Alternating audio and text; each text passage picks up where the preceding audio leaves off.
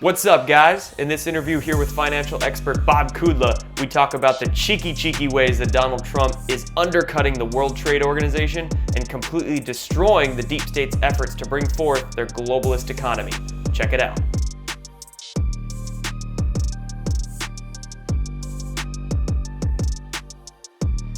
I want to get this conversation started off by talking about Trump's fight against the globalist economic powers. Now, Trump essentially killed the World Trade Organization, the WTO. And how he did that is the WTO has something called the appellate court. And this appellate court is what they use to settle trade disputes between nations. This court typically has had 7 judges on it. But since Trump took office, it's been whittled down to 3 judges. Trump basically just hasn't appointed anymore when their term limit expired. There were 3 judges left and 2 of their terms expired. So now there's not enough judges to make any decisions. So now this appellate court's it's gone essentially. That sounds like Trump is going to have a lot more freedom in his ability to put pressure on international globalists. What's your opinion on all this? Yeah, I agree. I mean, there's no secret that Trump doesn't like multi-nation trade agreements. He likes them as bilateral as possible. We already had NAFTA, so he had to kind of upgrade that one. But they got rid of TPP, and now he wants to have deals with Korea, with Japan, with China directly, because it's a lot easier to hold them accountable and be able to carve out the exact kind of deal that he needs to make with each nation versus trying to do these global deals that really are like warm water. They don't really solve anything other than allowing the globalists to have no accountability. So I'm happy about that. And he's also going after the World Bank too. And what's happening with the World Bank? Yeah, so the World Bank has been providing loans to China as if they're a third world nation when they're the second largest nation in the world by GDP. And he's basically saying, hey, wait a minute, we're lending you the money and you're turning around and taking away my customers from me and my businesses from me. So that's going to stop too. And the UN, he just effectively ignores. So I think it's important now is within the trade environment, Trump's going to get his Canadian-Mexican trade deal done. The Democrats have now agreed to it. It's a great deal for the country. So he's going to be able to say that's just another feather in his cap of something he got done that was a poor deal for the American worker in the past. And he's going after China. The tariffs are going to be due next week, whether he kind of pushes them out to hang a carrot out there or whether he adds to the tariffs.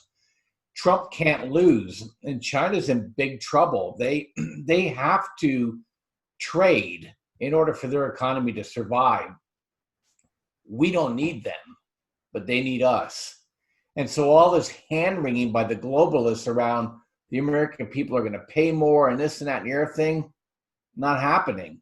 Those companies are eating all the cost increases because the American people just won't buy the product. And in our country, really the inflation comes from the things that our government's involved in, right?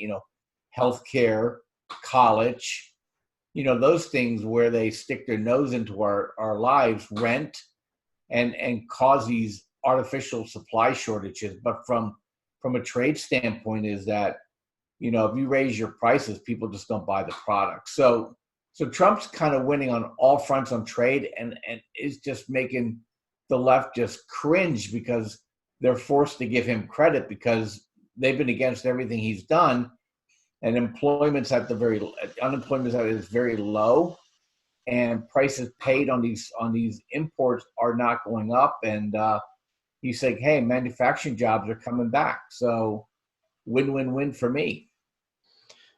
Trump's putting pressure on China. He's effectively neutering the WTO, and that USMCA is going to get locked down soon. What I'm trying to reconcile is I see talk sometimes in the media about a recession, and we hear these speculations that it could happen within a year or two.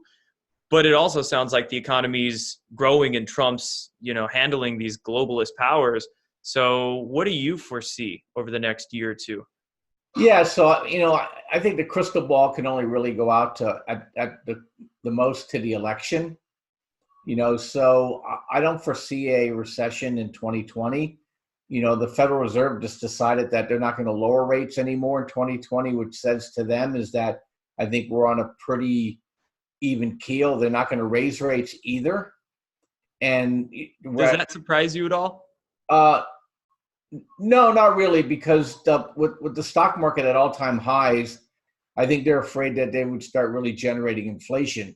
At some point, they're going to have to continue to lower the rates because the companies will need to borrow more and more cheaply if they want to keep the economy moving higher and higher.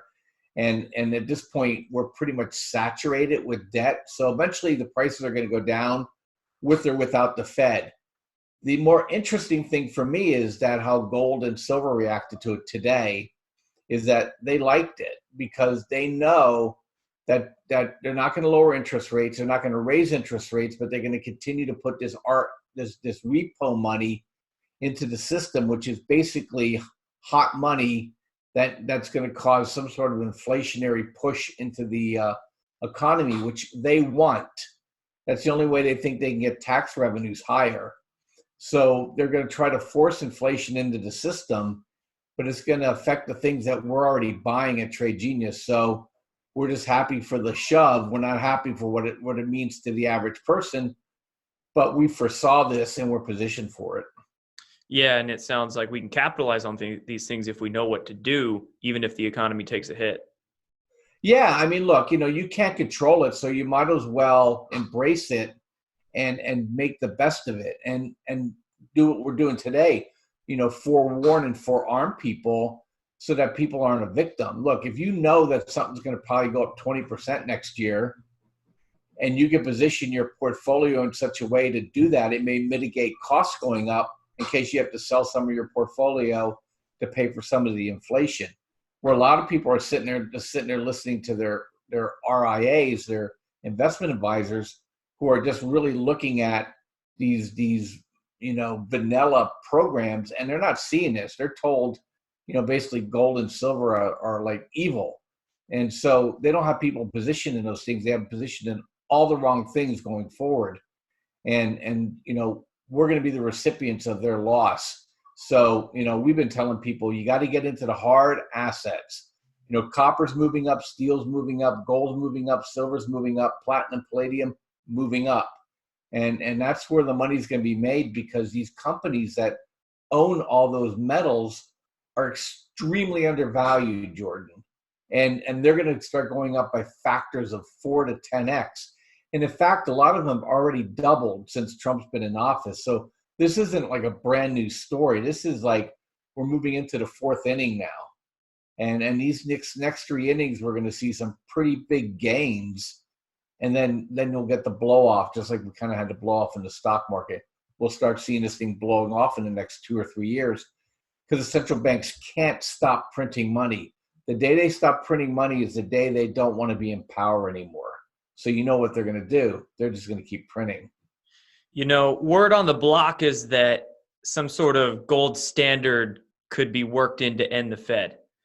And is this why central banks are trying to hoard gold right now? Because they know sort of the writing is on the wall for them? Yeah, they want to be part of the solution. So they're trying to own the gold that they told everybody not to buy. So they've been buying it for the last 10 years. And at the same time, they've been telling you it's a bad investment.